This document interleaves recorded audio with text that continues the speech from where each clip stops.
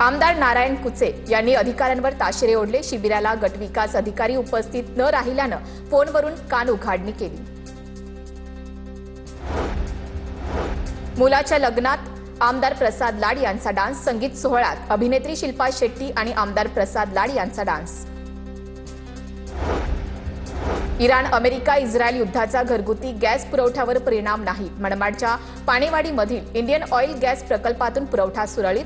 दररोज 130 ते 140 ट्रकद्वारे राज्यभरामध्ये सिलेंडर वितरण। कोल्हापूर शहराला राज्याच्या टॉप 10 शहरांमध्ये स्थान मिळवून देईन, कोल्हापूर उत्तरचे आमदार राजेश क्षीरसागर यांचं आश्वासन। कोल्हापुरातील आयटी पार्कमध्ये स्थानिक कंपन्यांना अधिक संधी दिली जाणार। अमरावतीच्या वैदर्भीय महोत्सवात पालकमंत्री चंद्रशेखर बावनकुळे यांनी पाणीपुरी आणि भेळवर ताव मारला। महोत्सवामध्ये झुणका, भाकर, मांडे, पाणीपुरी, पुरणपोळी, भेळ आणि मेळघाटमधील रबडी यासारखे स्टॉल। जळगावात 8 गावठी पिस्तुलांसह 10 जिवंत काडतुसं हस्तगत करण्यात आली। जिल्हा पेठ पोलिसांची कारवाई, 7 आरोपींना अटक।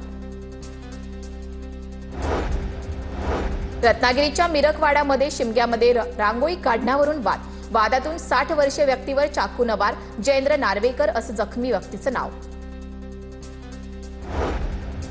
तेलंगणात 126 माओवाद्यांचं मुख्यमंत्री रेवंत रेड्डींसमोर आत्मसमर्पण। करीमनगर, वरंगल, आदिलाबाद जिल्ह्यातील माओवाद्यांचं आत्मसमर्पण। माओवाद्यांकडून मोठ्या प्रमाणात शस्त्रसाठा जमा करण्यात आला।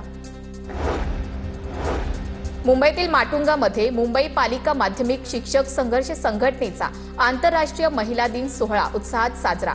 कार्यक्रमात संघटनेच्या अधिकृत ॲपचं उद्घाटन तर नारी शक्तीचा सन्मान करत टीईटी, सीटीईटी उत्तीर्ण शिक्षकांचा गौरव। कार्यक्रमामध्ये डीसीपीएस बाबतचा 18 वर्षांचा प्रलंबित प्रश्नांसह शिक्षकांच्या आर्थिक समस्यांवर चर्चा। आमदार मनीषा कायंदेंकडून संबंधित प्रश्न विधिमंडळात मांडण्याचं आश्वासन।